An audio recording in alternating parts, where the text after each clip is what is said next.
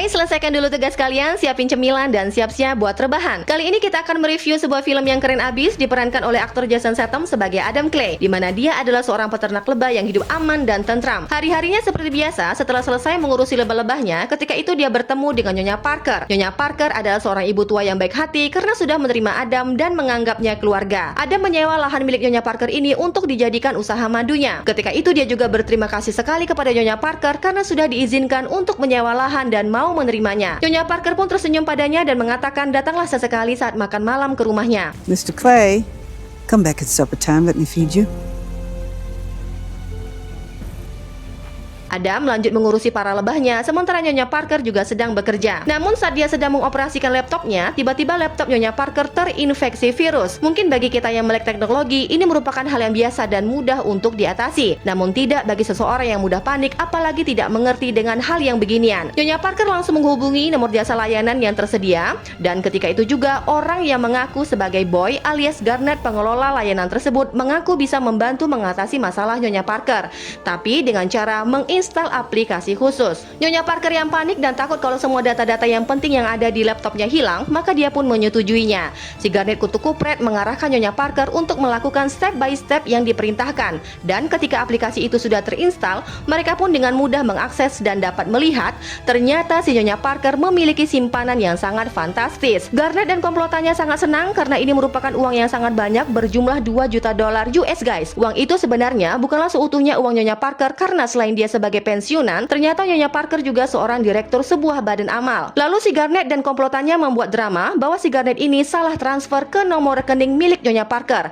dan meminta tolong agar Nyonya Parker mau mentransfer balik. Nyonya Parker sebenarnya sudah merasa tidak enak hati guys, tapi lantaran Garnet memaksa, terus mengatakan kalau tidak segera ditransfer, dia bakalan dipecat dan berdampak ke anak-anaknya. Nyonya Parker pun tidak mau Garnet mendapat masalah dan pada saat akan mentransfer, sebenarnya dia ini terlihat agak ragu-ragu karena sempat mengatakan ke Garnet sebaiknya mungkin dia harus menghubungi pihak bank saja. Namun lagi-lagi Garnet meyakinkan dia bakalan kehilangan pekerjaannya dan Nyonya Parker pun bakal kehilangan semua data-data miliknya. Akhirnya Nyonya Parker pun segera mentransfer balik dan apa yang terjadi? Tiba-tiba laptopnya Nyonya Parker pun mati. Garnet dan komplotannya menguras habis uang Nyonya Parker. Betapa senangnya mereka di atas penderitaan orang tua ini guys. Ketika laptopnya hidup kembali, Nyonya Parker langsung dikagetkan dengan semua uang yang ada di akunnya ludes tanpa sisa.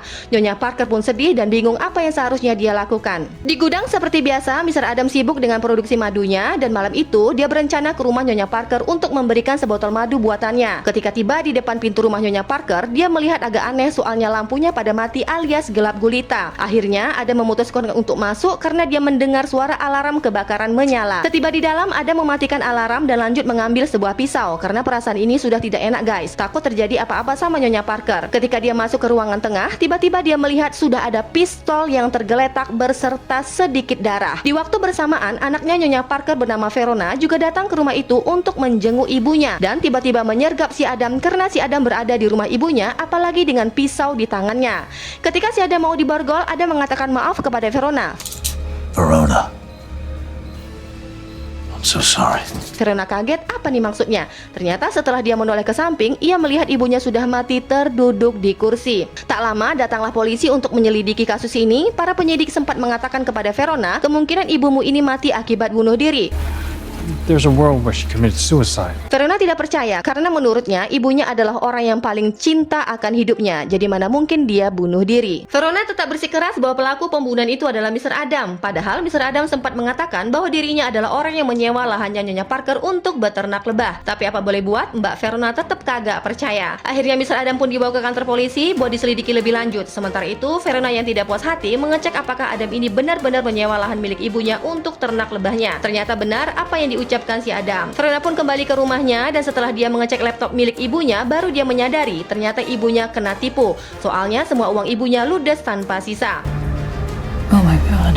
Keesokan harinya datanglah Adam. Dia telah dibebaskan karena tidak terbukti bersalah. Sol yang ditemukan kemarin tidak terdapat sidik jarinya Adam, melainkan sidik jari ibunya Verona. Verona pun meminta maaf kepada Adam karena telah menuduhnya sebagai pembunuh. Ternyata ibuku ditipu katanya, dan mereka mengosongkan semua rekeningnya. Adam pun mengatakan, apakah kamu tahu siapa pelakunya? Verona menjelaskan, mereka adalah pelaku kejahatan dunia maya dan aku juga telah meminta bantuan temanku untuk mencari tahu tentang mereka. Ternyata Verona ini adalah seorang anggota FBI guys. Walaupun nantinya mereka tertangkap, Verona Verona menjelaskan ini bakalan susah karena selalu saja mereka lolos dari hukum. Adam pun kembali lagi ke aktivitasnya semula dan tidak disangka ketika itu dia membuka salah satu sarang lebahnya. Ternyata dia mengambil ponsel yang telah tersimpan di sana, tempat penyimpanan yang sangat membagongkan guys. Lalu Adam menelpon temannya untuk mencari tahu orang yang telah menipu Nyonya Parker. Ini mudah, kata temannya. Bagaimana kamu mengatakan ini mudah sementara FBI saja tidak bisa menemukannya? Temannya bilang, kita kan bukan FBI. Not easy. Even the FBI can't find these people. Well, we're not the FBI, are we? Setelah mendapat sedikit informasi dari temannya, Mr. Adam pun kembali lagi ke lokasi yang dimaksud dengan membawa 2 jerigen bensin. Tiba di sana, dia disambut dengan 2 orang bodyguard, lalu dengan entengnya dia izin buat masuk dan menyampaikan maksudnya ke dalam adalah untuk membakar tempat itu. Jadi, dan apalagi guys, kedua bodyguard ini langsung saja dihajar oleh Mr. Adam. Setelah tiba di atas, Adam meminta karyawan kriminal ini untuk mengikuti kata-katanya. Mereka semua tidak mendengarkan sampai ketika Adam menghajar salah seorang dari temannya mereka. Baru semua pada ketakutan dan mengikuti ucapannya Adam. I will never steal from the weak and the vulnerable again. Setelah janji manis itu mereka ucapkan, Adam tanpa ragu langsung menyiram tempat itu dengan bensin. Tak lama datanglah Garnet yang mengira Adam adalah orang gila. Apalagi ketika ditanya siapakah dia, Adam mengatakan bahwa dia adalah seorang peternak lebah. Garnet pun gergetan melihat tingkahnya Adam dan meminta bodyguardnya untuk menghajar Adam. Namun, dengan semudah membalikan telapak tangan, semua bodyguardnya Garnet berhasil dikalahkan. Setelah itu Adam memasang bom yang sebelumnya sudah dirancangnya, yang mana bom ini akan bereaksi jika ada panggilan yang terhubung ke saluran penipuan mereka, dan seketika bom ini duar.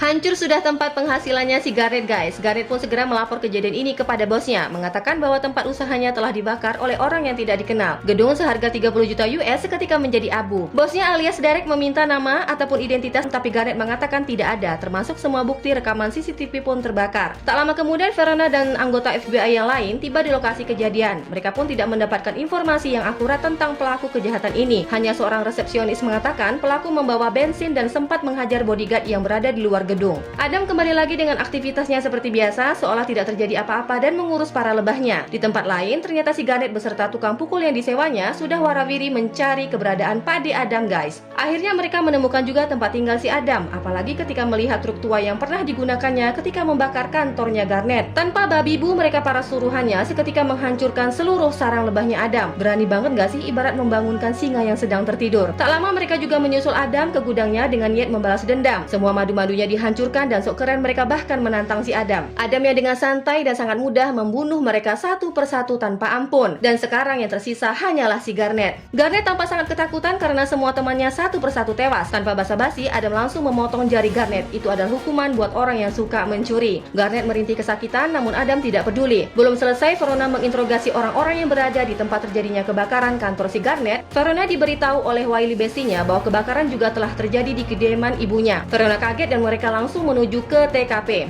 Tiba di sana, Verona melihat gudang milik ibunya hancur tak bersisa dan berpikir siapakah yang melakukan ini. Wiley mengatakan kepada Verona, apakah sama orang yang membakar gedungnya Derek adalah orang yang menyewa tempat ibumu? Verona sempat termenung tapi tidak bisa memastikan hal itu, soalnya dia belum menemukan bukti yang akurat. Di tengah perjalanan, Garnet sempat memberhentikan mobilnya lalu menelpon Derek melaporkan bahwa mereka telah gagal menghabisi Adam dan sekarang jari tangannya yang menjadi korban alias putus. Sedang asik berkeluh kesah, tiba-tiba Adam pun datang dan langsung menghajar Garnet lalu mengikatnya. Ikatan tersebut disambungkan ke truk tua miliknya. Mobil itu kemudian jalan dan seketika si Garnet pun ikut terseret dan akhirnya jatuh ke laut. Ponsel yang masih terhubung dengan Derek dimanfaatkan oleh Adam untuk mengatakan ke bosnya bahwa ia akan membunuhnya. Derek sangat marah atas apa yang telah diperbuat Adam dan mengancam bahwa Adam tidak akan bisa menyentuhnya. You haven't told me your name. I told you my name. It's fuck you, Mr. Fuck you, and you better fucking remember it. Derek kemudian mengadu kepada Wallace yang merupakan mantan petinggi CIA dan sekarang menjadi gubernur bahwa bisnisnya kini telah dihancurkan oleh orang yang tidak dikenal bernama Adam Clay dan menyebutnya seorang beekeeper. Wallace pun ketar-ketir mendengar nama ini. Wallace mengatakan mungkin kau telah mengganggunya dan ketika dia mengatakan kau mati maka kau akan mati. As he says he's a beekeeper. If a beekeeper says you're gonna die, you're gonna die. There's nothing I can do or anybody else to stop it. Wells pun akhirnya ditelepon oleh ibunya Garnet memintanya untuk melindungi anaknya dan membantunya mengatasi masalah ini. Imbalannya adalah jabatan tinggi yang akan diberikan padanya. Namun Wallace menolaknya dan berjanji akan membantunya. Ternyata ibunya Garnet ini juga adalah orang yang sangat penting dan membuat Wallace patuh padanya. Singkat cerita, Wallace menghubungi temannya yang seorang direktur CIA untuk memastikan apakah Adam anggota Beekeeper yang merupakan agen khusus yang bertugas melakukan misi rahasia. Malam itu, sahabatnya Wallace, direktur CIA, menghubunginya lagi dan memberi kabar bahwa Adam adalah mantan dari Beekeeper. Dia adalah salah satu agen terbaik, tapi temannya ini berjanji akan berusaha membantunya. Tak lama, direktur CIA ini pun menelpon kantor agen rahasia Beekeeper dan meminta bantuan mereka untuk membunuh Adam. Di tempat pengisian bensin, ketika Adam selesai mengisi bensinnya, tiba-tiba saja mobilnya ditabrak oleh seorang wanita yang tidak dikenal. Dan ternyata dia itu adalah utusan dari agen rahasia Beekeeper. Tanpa bicara sepatah kata pun, wanita ini langsung menyerang Mr. Adam. Perkelahian sengit pun terjadi dan merasa terpojok, wanita ini langsung mengeluarkan senjatanya yang segede gaban buat membombardir si Adam. Lawannya padahal cuma satu, tapi senjatanya si Tete ini kayak mau bunuh orang CRT guys. Adam yang tak mau berlama-lama melayani wanita ini akhirnya mengambil botol madunya di mobil, lalu dilemparkannya ke Tete. Seketika si Teteh pun tumbang dan kemudian dirinya dibakar hidup-hidup bak sate. Waduh, serem banget guys. Sebelum pergi, Adam sempat memotong jarinya si Teteh yang kalian nanti akan tahu buat apa jarinya itu. Adam pun melanjutkan perjalanan. Sementara Wallace mendapat telepon dari temannya yang direktur CIA mengatakan bahwa mereka telah gagal dan dia serta agen khusus Beekeeper mengundurkan diri dari misi ini karena mereka tahu yang dihadapi bukanlah orang sembarangan. Sekarang kau sendirian, kata temannya. Aku tidak bisa membantumu. Sorry, Wallace. You're on your own. Pagi harinya, Verona beserta bestinya Wiley tiba di lokasi kejadian dan mereka semakin yakin bahwa pembunuhan ini pasti ulahnya Mr. Adam karena menemukan buku kecil tentang lebah di lokasi kejadian. Verona pun bertanya kepada temannya, kira-kira kemana lagi nih tujuan si Adam? Kemungkinan ke Boston, kata temannya. Itu adalah kantor pusat layanan para penipu itu guys. Hey, where Adam Clay's headed? Boston. Wallace pun mengumpulkan agen rahasia terbaik yang pernah bekerja untuknya dan meminta mereka untuk melindungi Derek atau bila perlu membunuh si Adam. Wallace juga mengingatkan mereka harus berhati-hati karena Adam adalah seorang mantan Beekeeper, agen rahasia yang dibentuk pemerintah untuk menjaga keseimbangan sistem, dan seorang Beekeeper juga diberikan wewenang untuk bertindak berdasarkan penilaian mereka sendiri. Seluruh kalian ini belum tentu bisa menghabisi seorang Beekeeper, apalagi Adam adalah mantan anggota terbaiknya. Adam pun tiba di sebuah tempat dan ternyata itu adalah markasnya Beekeeper. Jari si Teteh tadi yang diambilnya ternyata dimanfaatkan sebagai fingerprint untuk masuk ke dalam markas itu.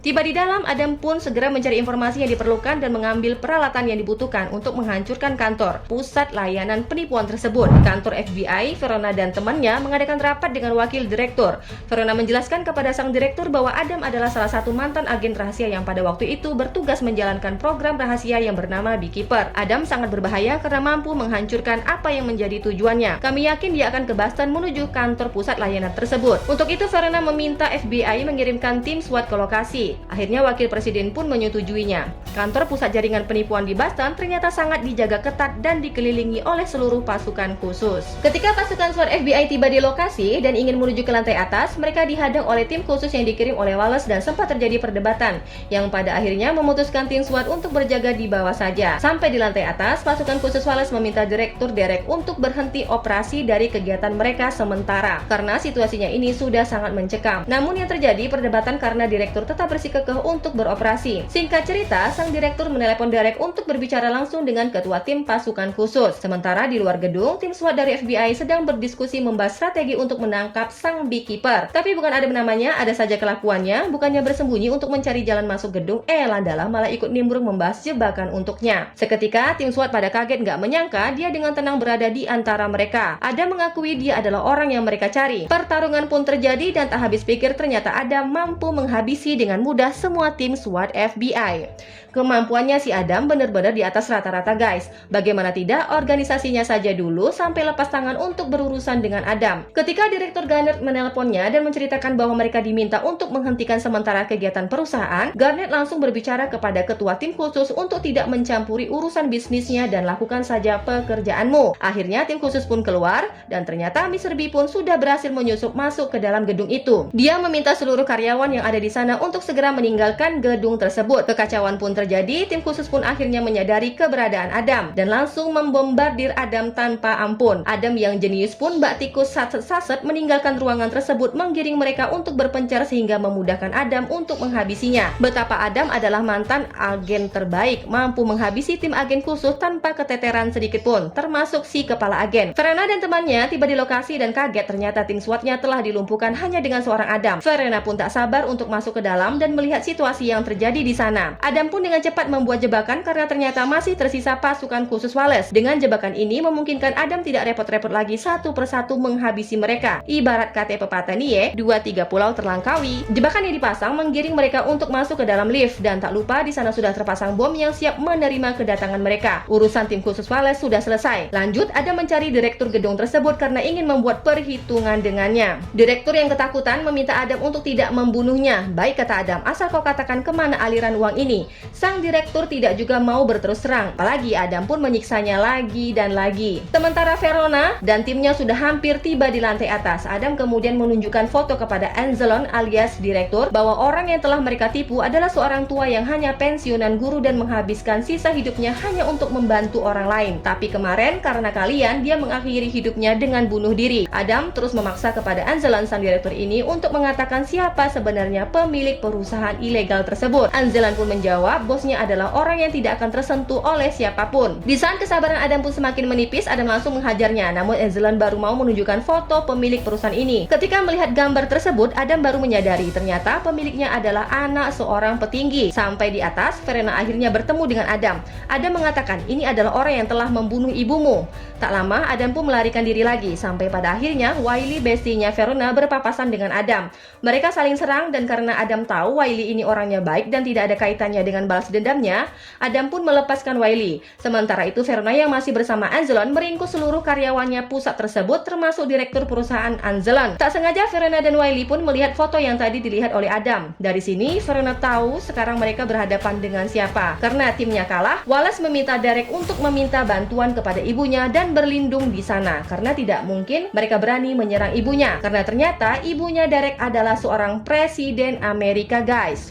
Madam President? Di kantor FBI, Verona dan Wiley melaporkan kepada atasannya atas kejadian di Boston, guys. Verona menjelaskan bahwa sasaran terakhirnya Adam adalah anaknya presiden bernama Derek. Jadi mereka harus melindungi presiden dan keluarganya. Verona juga mendapatkan informasi dan menjelaskan bahwa selama ini keuntungan perusahaan Derek juga ternyata dialirkan untuk dana kampanye ibu negara. Takutnya ibu negara juga menjadi sasarannya Adam karena ikut menikmati uang haram tersebut. Atasannya mengatakan siapa saja yang mengetahui informasi ini dan tolong jangan sampai bocor terlebih dahulu. Biarkan dirinya yang akan membicarakan hal ini langsung kepada para petinggi dan kejaksaan dan tolong kalian rahasiakan. Keesokan harinya, ternyata kediaman presiden sudah dipenuhi pasukan keamanan. Verona dan Wiley datang lebih awal untuk mengecek situasi di sekitar kediaman presiden. Tim keamanan dikerahkan se-RW buat meringkus seorang Adam. Di dalam gedung, Wallace sudah resah dan gelisah untuk menghadapi hari yang bersejarah ini. Dan dia tidak ingin juga ikut dibunuh karena melindungi Derek sampai akhirnya menyewa seorang tukang pukul kelas kakap yang ternyata pernah berhasil membunuh salah satu agennya Beekeeper. Walau itu sebenarnya katanya karena keberuntungannya saja. Namun kakiku yang menjadi tumbal atas akibat dari perbuatannya menghadapi Beekeeper. Tak lama datanglah ibu negara yang ingin langsung bertemu dengan anak si mata wayangnya Derek. Ibu negara disambut Wallace yang sudah menunggunya dari tadi. Sementara Adam yang sudah siap sedia berperang membobol pagar besi agar bisa melewati terowongan pembuangan air. Setelah keluar dari terowongan tersebut, dia berhasil keluar tepat di bawah mobil yang sedang diperiksa untuk masuk ke dalam gedung. Tak pikir dia bakalan ngumpet di bawah mobil sampai lolos masuk ke dalam gedung. Ternyata ada maksud lain, guys. Kalian tahu ternyata kolong mobil juga tak luput dari pemeriksaan. Adam sengaja berada di bawah mobil, jadi ketika diperiksa maka dia akan menghabisi orang tersebut lalu mengambil pakaiannya untuk penyamarannya. Trik ini pun berhasil dan Adam dengan melenggang masuk tanpa hambatan. Setibanya di taman, Adam pun langsung bereaksi memasang bom ke beberapa mobil, lalu kemudian mengganti pakaiannya. Nih orang emang gak ada takut-takutnya, padahal segedung orang-orang udah pada nungguinnya. Tanpa penyamaran, tanpa takut, dia begitu tenang masuk ke dalam gedung. Di dalam gedung ternyata sedang ada pesta untuk para konglomerat. Namun saat ini Derek sedang asik dengan obat terlarangnya. Derek pun dihampiri oleh ibu tercintanya yang agak kesal karena tidak menyambutnya.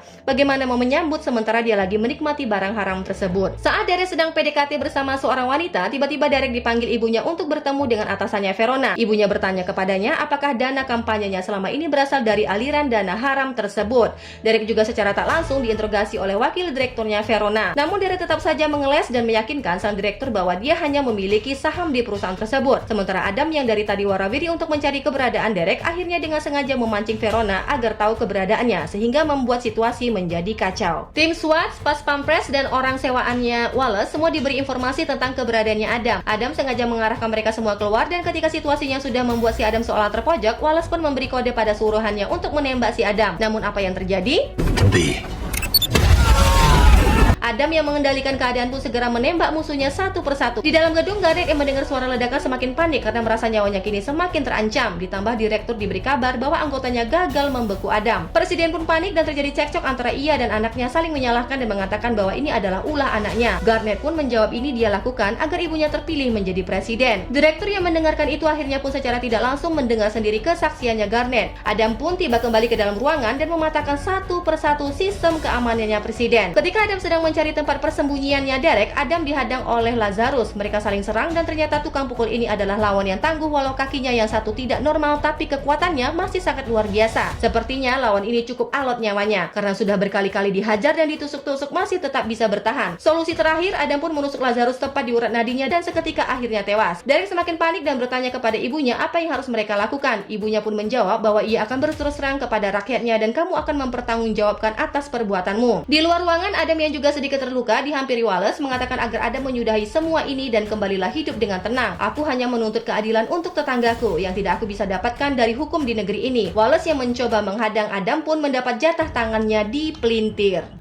Sementara di dalam ruangan, Derek yang semakin panik dan terpojok ditambah ibunya pun tidak mau membelanya, tiba-tiba mengambil pistol lalu menembak wakil direktur FBI. Seketika masuklah Adam yang berhasil menjebol pintu tersebut. Setan apakah yang merasuki si Derek sampai tega menjadikan ibunya sebagai tameng? Ini benar-benar maling kundang, guys. Tak lama Verona dan Wiley juga tiba di sana. Adam seketika menatap Verona meminta jawaban kepadanya apakah dia bekerja untuk hukum atau untuk keadilan. You decide who you work for the law or for justice. Di saat Derek ingin menembak ibunya, Adam menyadari hal tersebut, langsung dengan spontan menembak anak durhaka itu. Bye, Mom. Setelah menembak, Adam lalu melompat dari jendela untuk melarikan diri. Verona yang melihat Adam pun meminta Adam untuk menyerahkan diri, dan seandainya dia menembak Adam saat itu merupakan kesempatan untuknya. Namun Verona tidak melakukan hal itu, dia malah memberikan kesempatan untuk Adam melarikan diri. Karena menurutnya seharusnya dialah yang berterima kasih kepada Adam. Tanpa Adam, keadilan untuk ibunya tidak mungkin terjadi. Adam pun menuju pinggir pantai untuk mengambil pakaian yang sudah dia siapkan sebelumnya. Setelah mengganti pakaiannya, Adam pun menyelam ke dalam laut dan pastinya pergi entah kemana menuju tempat yang membuatnya bisa hidup dengan tenang kembali.